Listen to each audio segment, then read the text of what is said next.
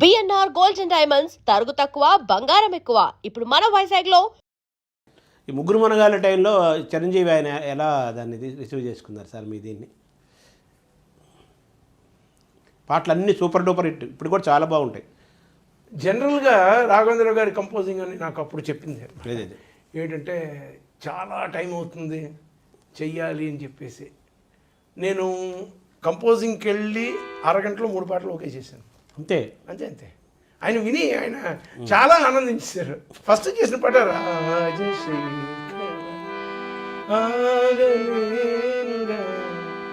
దీనని సుఖాలే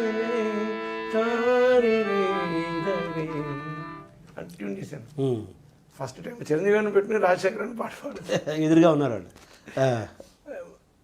దాని తర్వాత అన్ని పాటలు మంచి కొట్టో కొబ్బరికాయ పాడింది. అవును.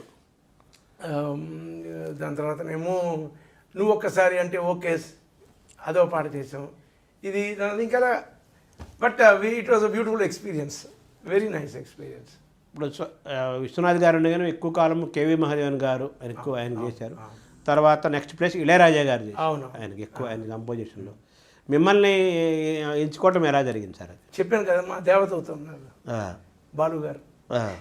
ఆయన చెప్పుంటాను, అదే నాకు ఆయన చెప్పే ఆ సినిమా నాకు వచ్చి ఉంటుంది. తర్వాత ఆ సినిమాకి మీకు తెలుగులో నాకు సరైన ఇది రాలేదనే తెలుగు వాళ్ళు సరిగ్గా ఉపయోగించుకోలేదనే ఫీలింగు తెలుగులో మనం ఇంకా బాగుంటుంది మీకు తెలుగువాడిగా ఫీలింగు. దాని సినిమాకి నేషనల్ అవార్డు వచ్చింది కదా మీకు, మ్యూజిక్ కంపోజిషన్కి. అది చెప్పండి సార్. స్వరాభిషేకం అనేది అది ఒక సపరేట్ మాస్టర్ పీస్. అది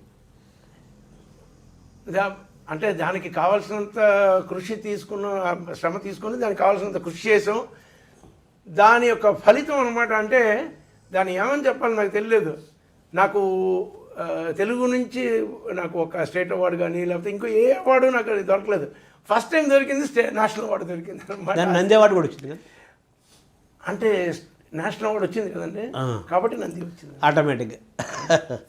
అప్పుడు మీ యేసుదాస్ గారు బాలు గారితో కలిపి మీరు ఒకటి చేశారు కదా. అవునవును, స్వరాలు అనుజుడై లక్ష్మణుడు. అదే నేను యాక్చువల్గా ఆ పాటకి బాలు గారికి నేషనల్ అవార్డు వస్తుంది అనుకున్నాను. ఎందుకంటే చాలా కష్టమైన విషయం ఏంటంటే శృతిలో లేకుండా పాడాలి. అంటే గొంతు పెగలదు అనమాట. శృతిలో పాడదాం అనుకుంటే గొంతు పెగలదు, తమ్ముడికి గొంతు పెగలదు. ఆ పెగలని గొంతుతోని ఆయన ఎంతో శ్రమతో శృతిలో చేరి పాడడానికి ట్రై చేస్తుంటారు అన్నట్టుగా ఆయన పోర్షన్ బాలుగారిది చాలా కష్టపడి పాడారు ఆయన. అదే ఇప్పుడు స్వాతిముత్యం సినిమాలో ఆయన లైలో లేకుండా డ్యాన్స్ కమల్ ఎంత కష్టం అది. అదే అంటున్నాను. అది చాలా డిఫికల్ట్. బట్ ఆ పాటకి ఆయనకి నేషనల్ అవార్డు వస్తుందని అనుకున్నాను. నేను చెప్పాను కూడా ఆయనకి. బట్ ఏమిటో ఆ సినిమాకి నాకు వచ్చింది, అది మ్యూజిక్ వచ్చింది. ఆయన చాలా ఆనందించారు అనమాట. బాలుగారు ఆనందించారు. బాలుగారు చాలా ఆనందించారు, విశ్వనాథ్ గారు. అదే అంటే బాలుగారిలో మీరు క్యాచ్ చేసింది ఏంటి సార్? ఆయనలో ఉన్న ఆకర్షణ ప్రత్యేకత అంటే మా ఊరికి మాకు అన్నీ బాగుంటాయి వింటానికి ఒక సంగీత దర్శకుడిగా. నేను ఒక చిన్న విషయం చెప్తాను.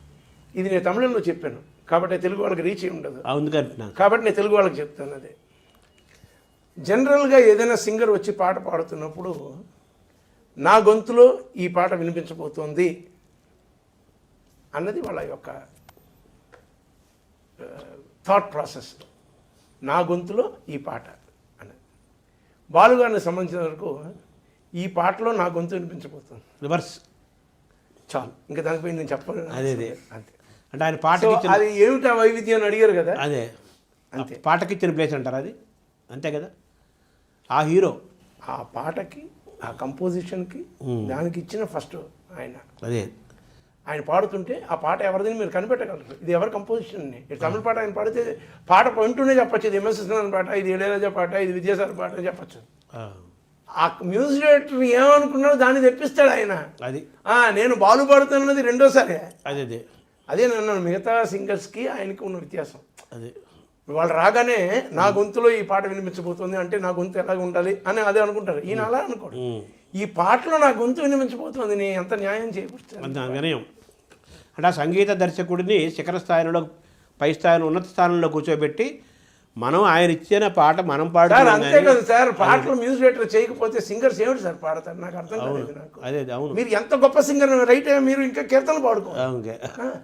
మీకు ఇంత బహుజన కీర్తన కూడా ప్రాచుర్యం మీరు ఎలా కాదు వస్తుంది కదా. అంటున్నాను. లేదు అదే సార్. మీకు ఇంతటి బహుజన ప్రాచుర్యం కానీ మిమ్మల్ని ఇంత దూరం మీరు సినిమాలో పాడినందు వలనే, సినిమా పాటలు పాడడం వల్లనే అది ఒప్పుకోవాలి కదా. ఒప్పుకొని తీరాలి. సెలబ్రిటీ ఎంత ఇప్పుడు మీరు కామన్ మ్యాన్కి వెళ్ళి మీకు తెలుసున్న క్లాసికల్ సింగర్స్ ఎంతమంది అంటే ఎంతమంది పేరు చెప్తారు. వాడు ఇద్దరు చెప్తే, ఒకళ్ళు చెప్తే చాలా గొప్ప విషయం, ఇద్దరు చెప్తే మీరు వాడికి అవార్డు ఇవ్వచ్చు. అవును. సినిమా పాడే వాళ్ళ పేరు చెప్పండి, అందులో 50 పేర్లు చెప్తారు. అదే ఏ దీనికి ఉన్న ప్రాబల్యం అటువంటిది, దీనికి ఉన్న ప్రాచుర్యం అటువంటిది, దీనికి ఉన్న పవర్ అటువంటిది cinema. Because medium is very powerful. అంటే ఈ పాటలు లేకపోతే ఆ సింగర్స్ ఏం పాడతారు అని అంటాను. నువ్వు ఎంత గొప్ప అని సార్, మీరు అపర సరస్వతి ఓకే కరెక్టే, మీకు పాటైనా నేను ఇవ్వలేదు, మీరు ఏం పాడతారు అంటున్నాను. మిమ్మల్ని ఎవరికి తెలుసు? వాళ్ళకి సెలబ్రిటీ స్టేటస్ ఇచ్చింది కదా సినిమా పాట అనేది, అంతే కదా సార్. అండ్ అది ఇప్పించింది ఎవరు? Music director. అది సో వాళ్ళదే పెద్దపేట ఎప్పుడైనా సరే. ఈ ఒక సాంగ్కి సృష్టికర్త ఎవరు? అది అవును, అదేమిటి సార్ తల్లిదండ్రులు. దాని రెస్పెక్ట్